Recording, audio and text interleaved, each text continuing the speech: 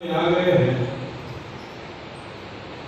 تو پھر یہاں سے ہم آپ کو فیض لے کے جانا ہے۔ ہم بڑے کمزور، ہم بڑے ناکارہ، ہم بہت برے صحیح، لیکن ہم صاحب نسبت ہیں۔ ہماری نسبت ان بزرگوں سے ہے اور وہی نسبت کھینچ کر یہاں ہمیں دے آئی ہے۔ وہ لوگ ضرور کامیاب ہیں کہ جو اسی خلوص کے ساتھ حاضر ہوئے ہیں، لیکن جو خالی تفریح کے لیے آئے ہیں، پکنک کے لیے آئے ہیں، تماشے کے لیے آئے ہیں، انہیں اپنے آنے پر غور کرنا چاہیے۔ دعا کرتا ہوں اللہ تعالیٰ ہدایت کی ہمیں آپ سب کو توفیق نصیب عطا فرمائے۔ آج کا یہ جلسہ جشن مبارک ہے۔ حضرت عقیل سراج عالم ہند رحمۃ اللہ علیہ جن کے عرص پاک میں ہم وفات حاضر ہوئے ہیں، آپ بھی حضور اکرم صلی اللہ علیہ وسلم کا مبارک شریف لے کر آئے تھے تاکہ یہاں کی قوم زیادہ سے زیادہ فیضیاب ہو، لیکن اس زمانے میں وحشت و بربریت زیادہ رہی ہوگی، غالباً قدر نہ کر سکے کوئی، اس سنبھالنے والا نہ رہا ہوگا، میرا یقین یہی کہتا ہے۔ اس کی وجہ سے آپ نے وصیت کر دی تھی کہ جب میرا انتقال ہو جائے تو میری قبر کے سرانے حضور اکرم صلی اللہ علیہ وسلم کے مبارک شریف کو اور جو بھی میرے پاس تبرکات ہیں اسے میرے سرانے دفن کر دیا جائے۔ آپ دیکھتے ہوں کہ بڑا شریف بہت لمبی دکھائی دیتی ہے، یہ دو پارٹ میں ہے۔ جو سرانے والا حصہ ہے وہ وہی ہے جس میں سرکار عالم صلی اللہ علیہ وسلم کا مبارک شریف کرتا ہے۔ عزیزو 700 سال تک یہ علاقہ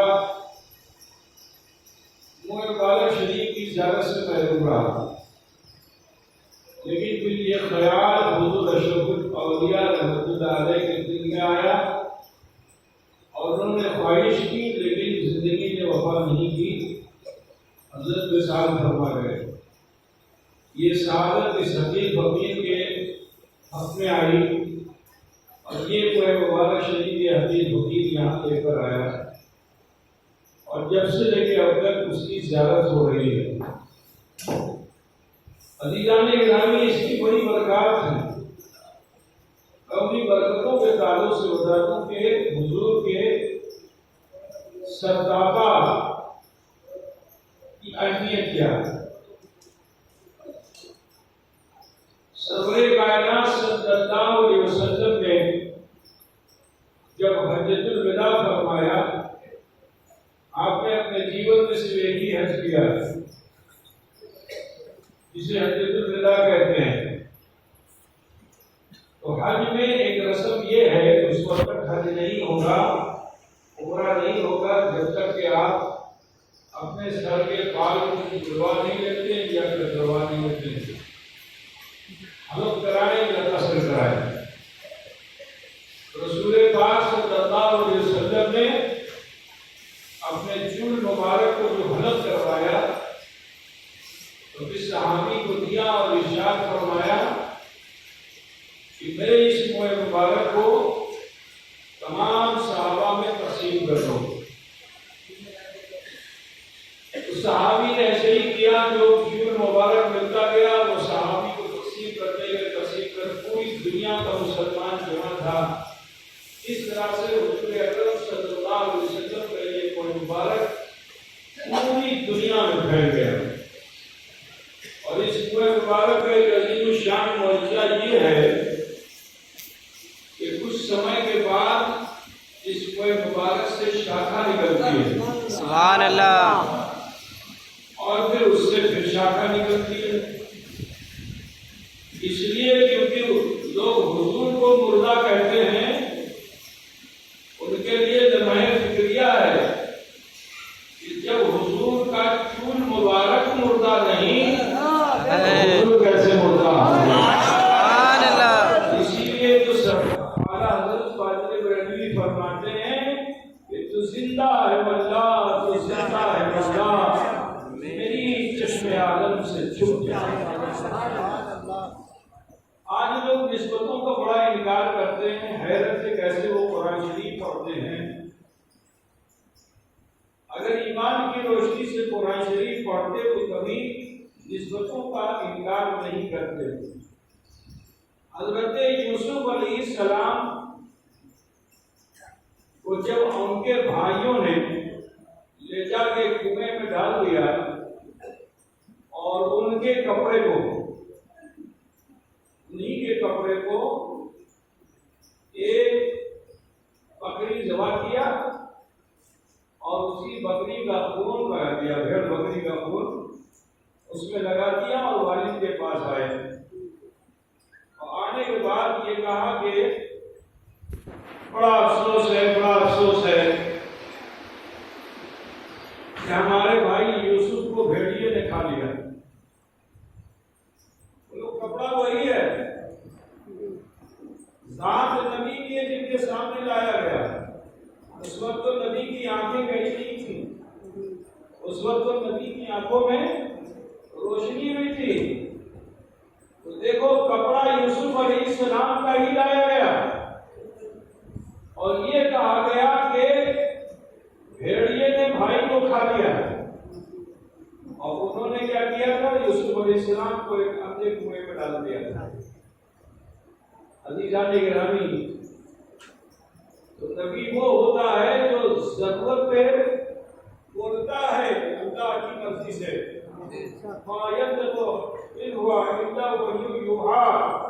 نبی جب بولتے ہیں تو ان کا بولنا نہیں بلکہ وہی وحی الہی ہوا۔ سبحان اللہ۔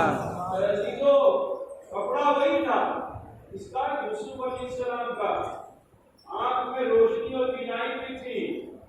بیٹوں نے آ کے یہ کہا کہ ابا کیا کرے، افسوس بھائی کا انتقال ہو گیا، بھیڑیے نے کھا لیا۔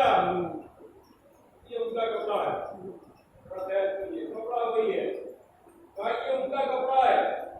وہ لوگ نبی ہیں، نگاہ نبوت سے دیکھ نہیں سکتے تھے، نگاہ نبوت سے تو انہوں نے دیکھ لیا کہ بیٹوں نے کیا کیا ہے، لیکن مرضی مولا سما اولا انہیں تو معلوم تھا۔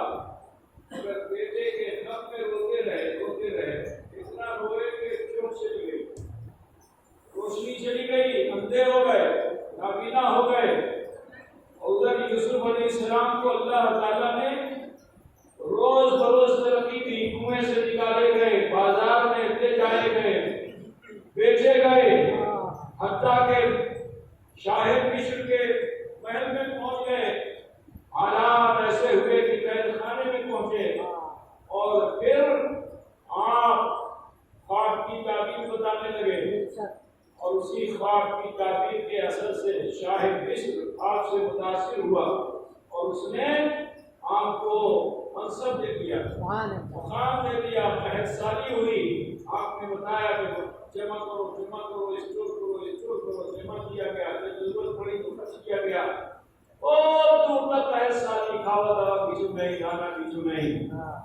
جانتے ہو پھر کیا ہوا؟ یہاں آپ کے بھائی بھی پہنچے، اس میں ایک بھائی کے جوڑے چاہنے والے تم کا نام جو بنیامین، اس قرآن میں ہے، تم کے مختصراً بتانا چاہتا ہوں کہ حالات ایسے ہو گئے کہ حضرت یوسف علیہ السلام سے جب انہوں نے یہ کہا کہ ہمارے والد اندھے ہو گئے، نابینا ہو گئے ابا، تو حضرت یوسف علیہ السلام نے فرمایا چلو میرا یہ کرتا لے کے جاؤ۔ بچپن میں بھی وہی کرتا ہے اور جوانی میں بھی وہی کرتا ہے۔ ذرا خیال کیجئے کہ بچپن میں تو بچوں نے آ کے بتایا تھا، جھوٹ بولے تھے، اللہ کے حکم سے نبی خاموش تھے، لیکن اب جب کپڑا لے کر آئے تو ابھی کپڑا گھر کے قریب پہنچا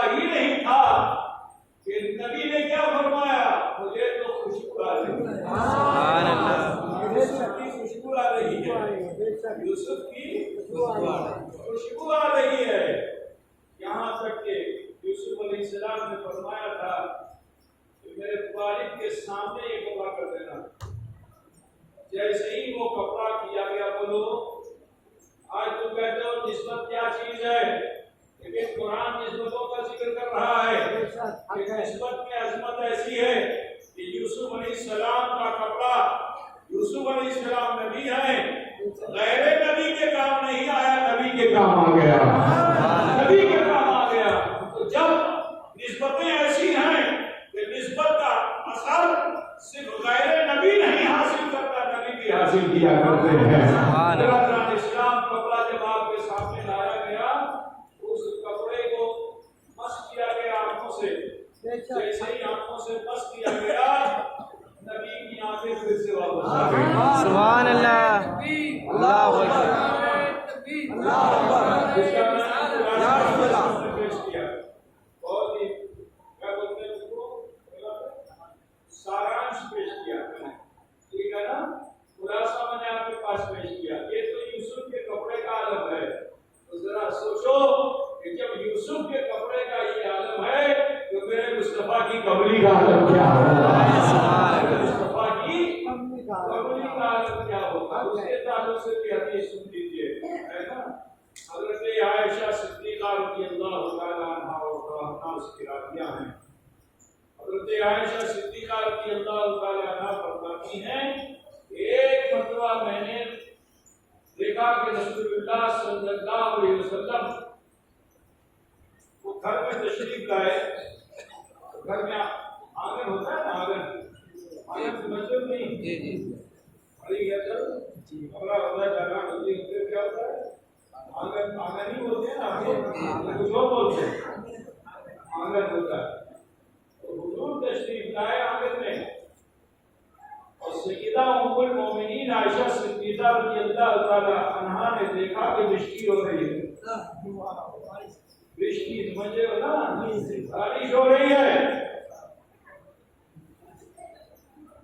جب حضور قریب آئے تو آپ کو بڑی حیرت ہوئی کہ اس برسات سے نبی کا کپڑا بھیگا نہیں.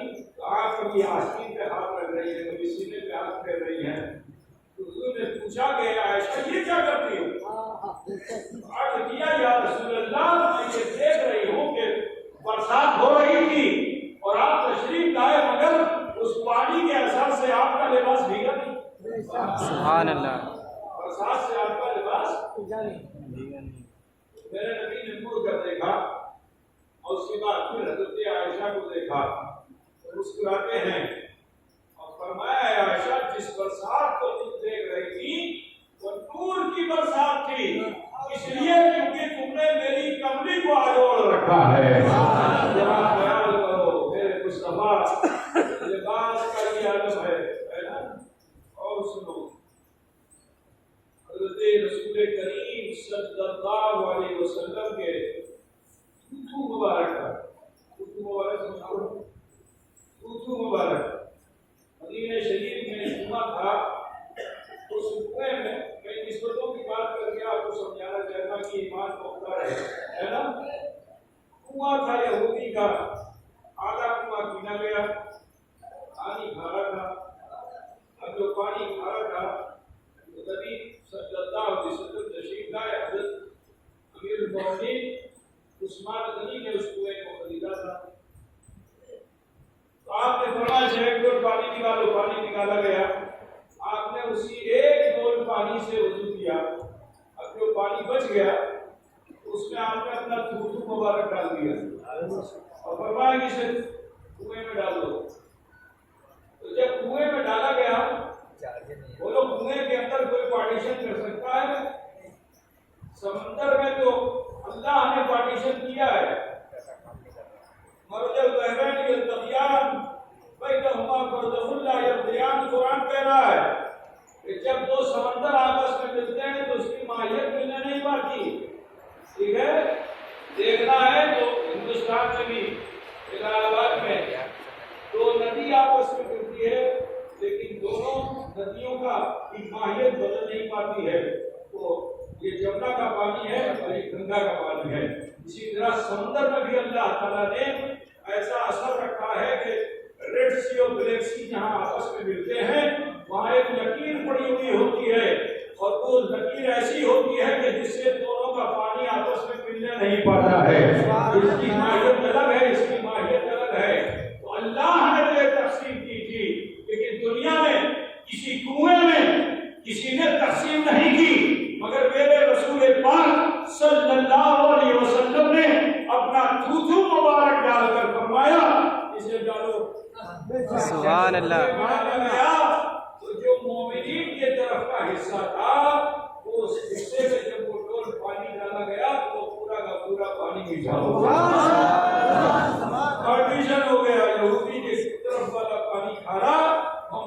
की तरफ वाला पानी मीठा हो गया। अल्लाह का बुजुर्ग है ना, इस से शेख मुमताज हो। ठीक, आओ आज इस में मुबारक की हम जियारत करने जा रहे हैं, कोई लंबी तकरीर मुझे नहीं करनी है, बस बताना ये कि निस्बत से शेख मुमताज हो। रसूल कायनात सल्लल्लाहु अलैहि वसल्लम का ये मुबारक अब सुनोगे भैया आप लोग? जी। सोओगे? ना सोएंगे। घूमेगा? घुमाएगा? घूमते तो बहुत आ रहे हैं, और चक्कर लगा गया, ऊपर नीचे सब देखा है ना? तो समाप्त कीजिए। हजरत खालिद इब्न वलीद जो इस्लामी फौज के जनरल थे,